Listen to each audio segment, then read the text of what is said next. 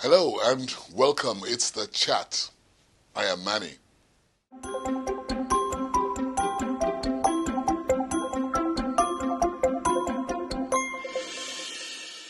My guest on the program has once been described as the old young man. He's probably one of the most controversial politicians of the Second Republic.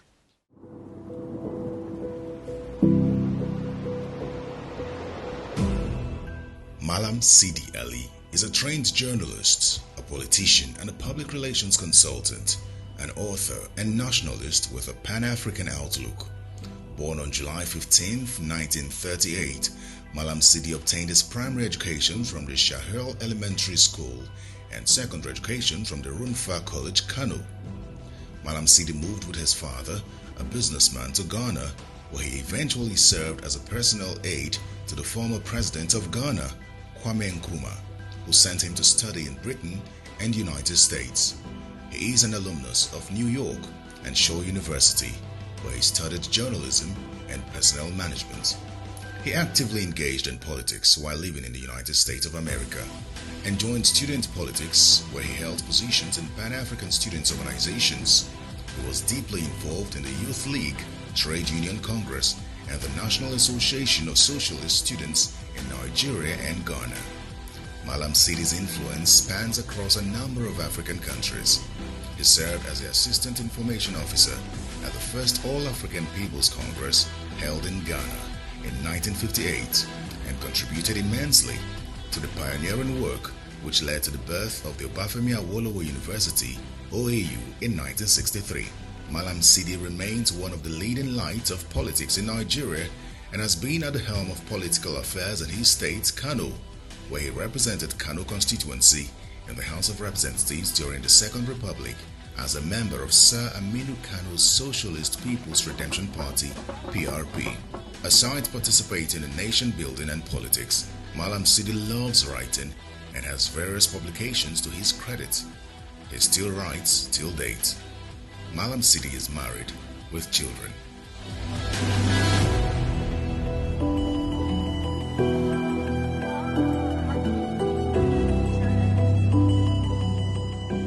Honorable C.D.H. Ali, you're welcome to the program.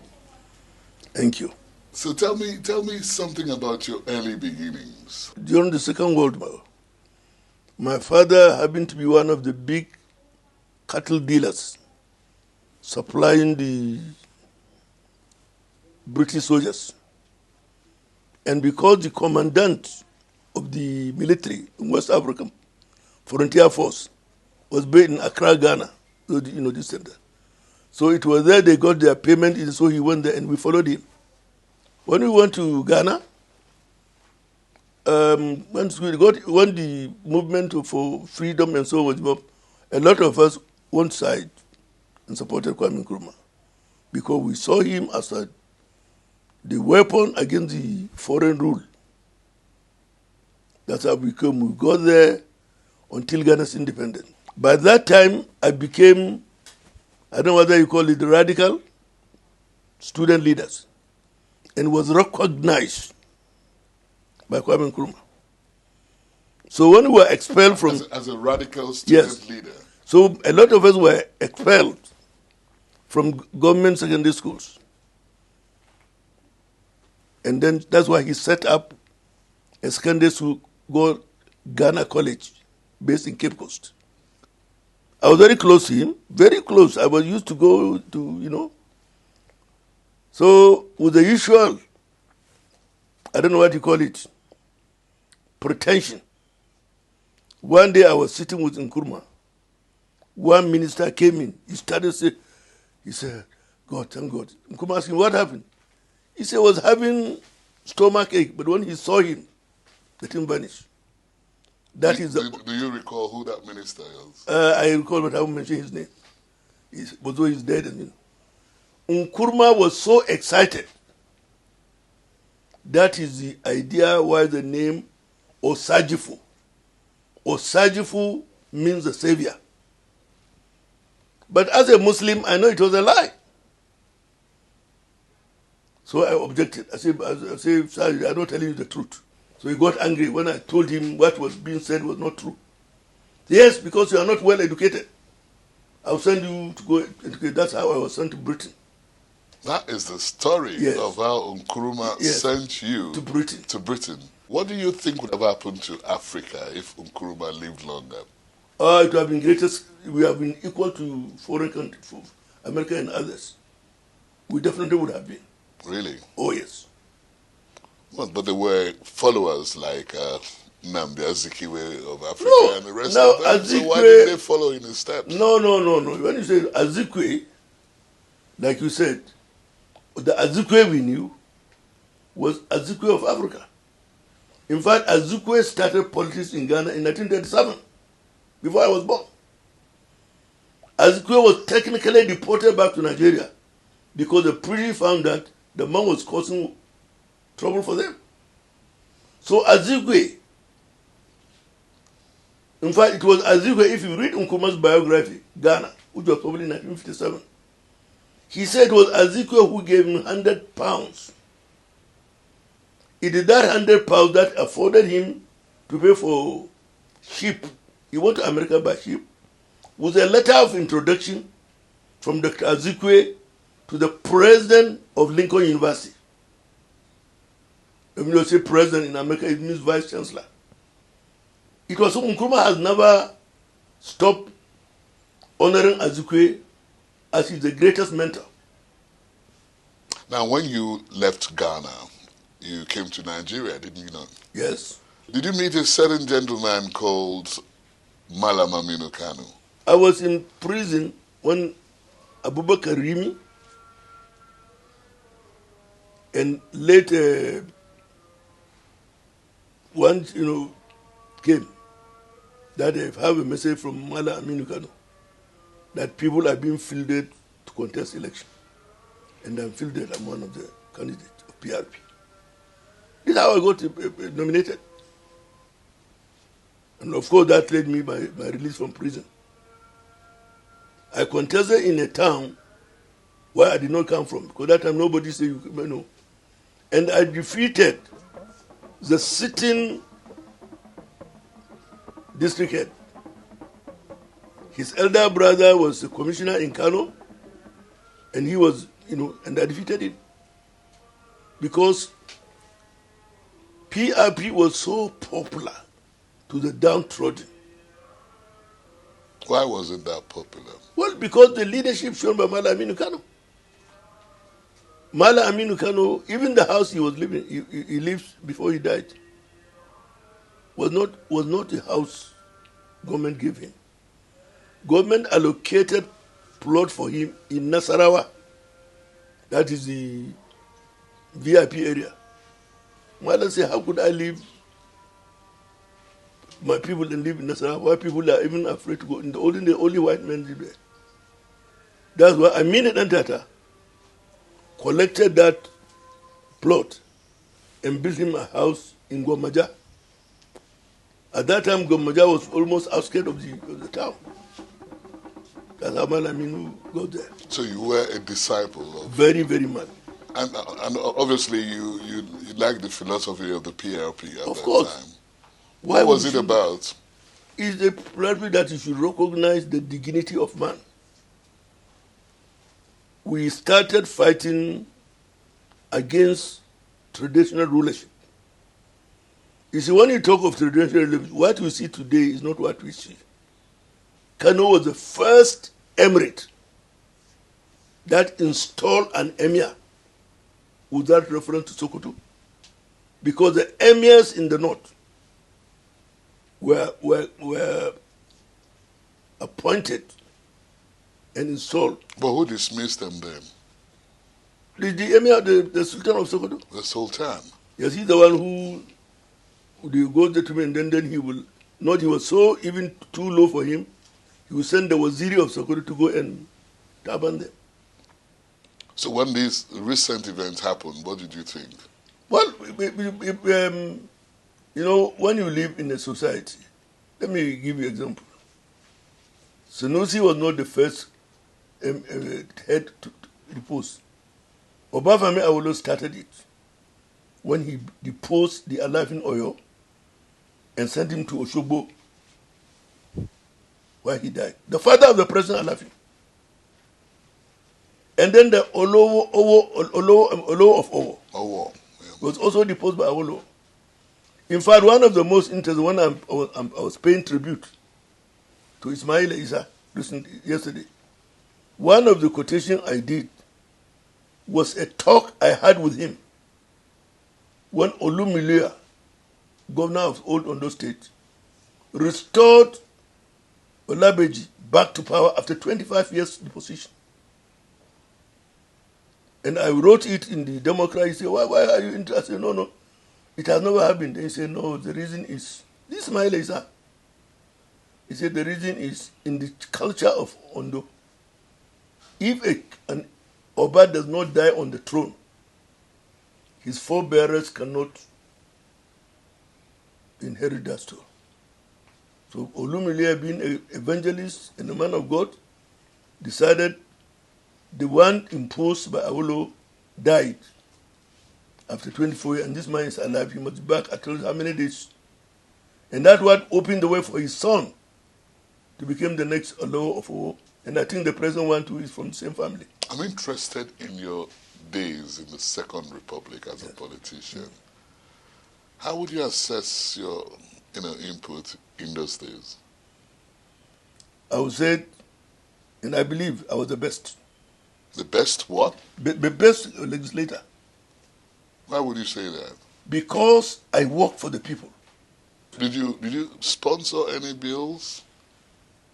I spent about 3 bills, but none of them went through.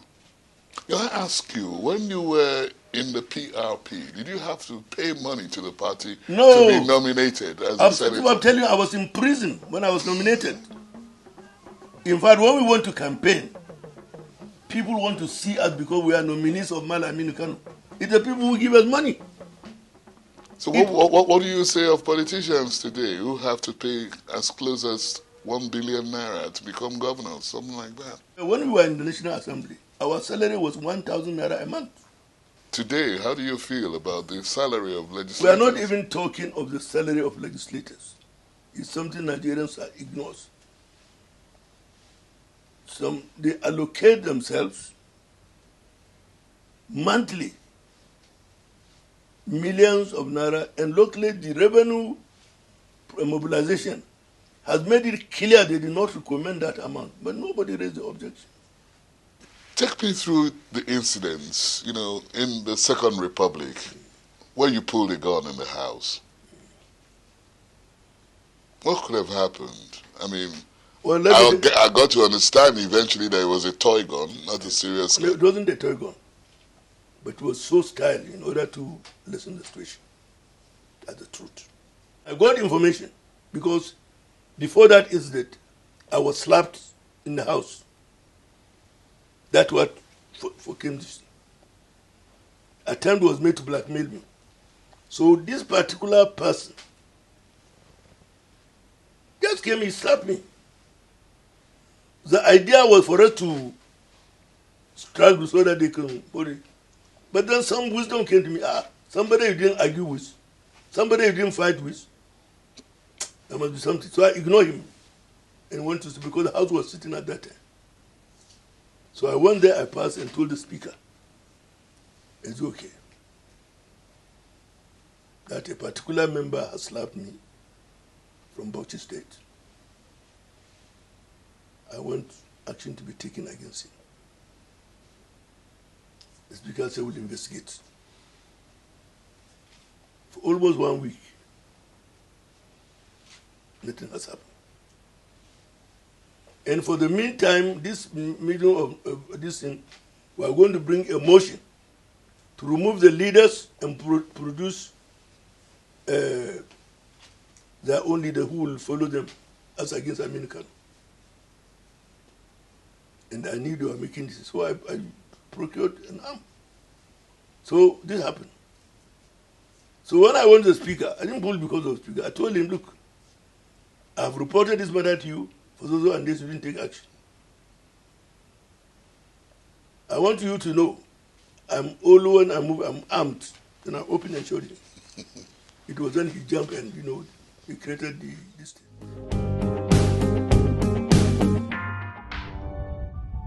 You pick a question and you answer the question. Well, this question is absolutely no. can you answer the question? Read out the question. Well, the question said, did you plan well for retirement and do you feel financially secured? I did not plan for retirement. Why? Well, I didn't know the situation keep coming. For example, when I was in the civil service, that time federal government was allocating car assembly. And the salary was a senior officer was, I think, 58,000. In a year, it's about 60,000 per annum. That was salary. Then one of the company from British Leyland came with the enticing this thing. If you work for us as a public relation, and we get this thing, we'll pay you £25,000 and give me 2 cars in 2 Leyland cars. It's something I could never get after working for 30 years in civil service. So I resigned and did the public relation. And one time I have to follow Adetoro, who was the minister of, because I couldn't see him in Lagos. So there was a conference of the World Trade, and he was leading Nigerian delegation. So I went to Rome. It was in Rome that we put up in the same hotel. Then he saw me wearing Nigerian dress. He says, I'm Nigerian. So what are you doing here? I said, I came to see you. Came to see me? I said, yes, because your people will not allow me to see you in Lagos. That's how British Leyland was allocated. And they paid me £25,000. Interesting. £25,000, let's go this thing. 100 naira out of it gave me a comfortable plot in Kano near Government House. And spent 7,000 to build a story building, everything at that time. Something which if I had stayed in civil service, I would never make it. So that's how I entered into business of public. So what does that make you feel about the civil service? No, well, you see, it has 2 edges. Not much has changed since then. Not much, no, but what has changed is that the civil servants have now power to do favors to themselves by they award everything to themselves, even on the cover of name and so on. So the civil servants now are more comfortable than those before us. There was fear of God then. People are feared to touch certain things. How they don't? Did you at one time, I'm sure you did, you participated in the conference organized by President Jonathan? Yes, national conference. Yes. What was your role in that conference? Well, number one, I was a member of if you look at the certificates, I was a member of the national conference, nominated to represent civil society. But the initiator of the conference were not honest about it. Because a conference where you have Kano with over 10 million votes, less members than Bayelsa, it was not actually arranged to succeed.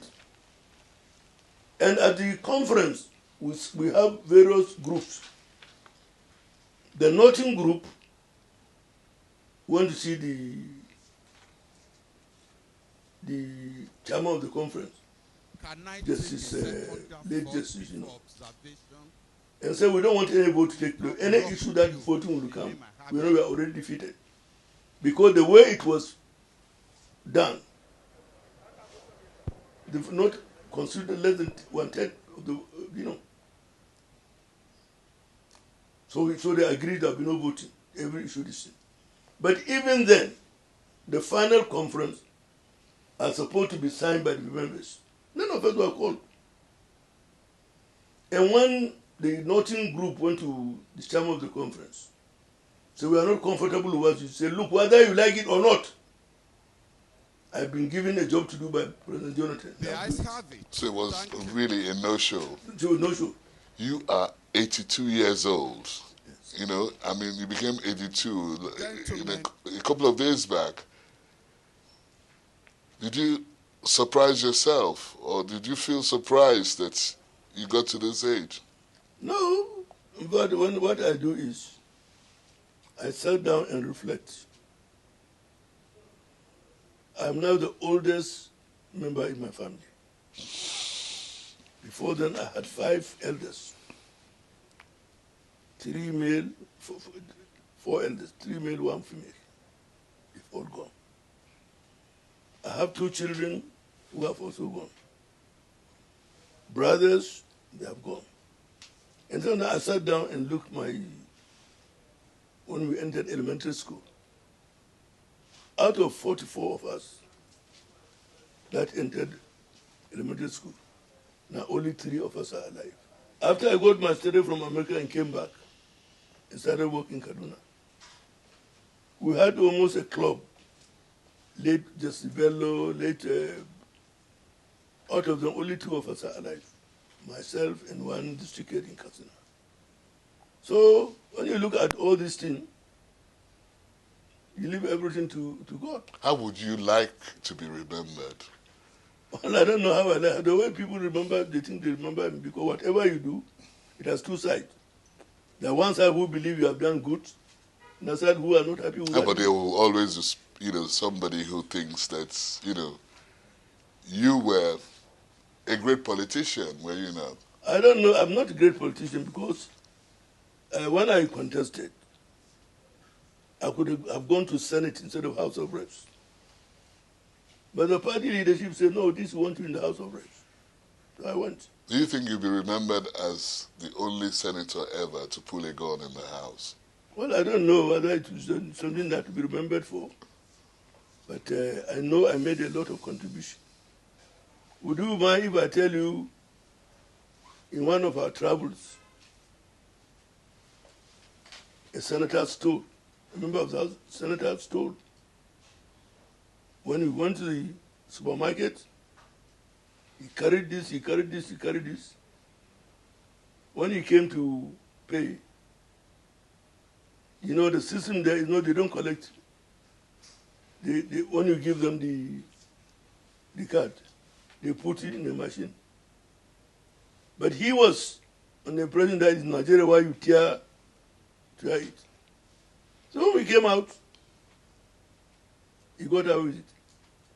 So he went back to collect the same thing and brought it. When he gave it the paper, he said, no, this has been paid for. Bring the new one. He was dishonest. He was a thief. So when we came out, I said, Senator, we arrived in Lagos on Wednesday. You resign the next day. If you do not resign, I will expose you. You have disgraced us. You can't do anything. That thing didn't happen in Nigeria. I can take you for libel. I said, no, I won't say it outside. I'll say it in the house. Anything you say in the house, you are under protection. When we came, he came down and fell down, holding my leg. I beg you. I said, no, better resign. If you don't resign between now and this thing, I'm going to announce it in the house. You would obviously be remembered for that. So you resign. As the man who stood by his words. Well, I tried. Honorable Sidi H. Ali, thank you very much for being on the program. Thank you. We've enjoyed every bit of the historical perspective you gave on this program. Thank you so much. Also, thank you for giving me the opportunity.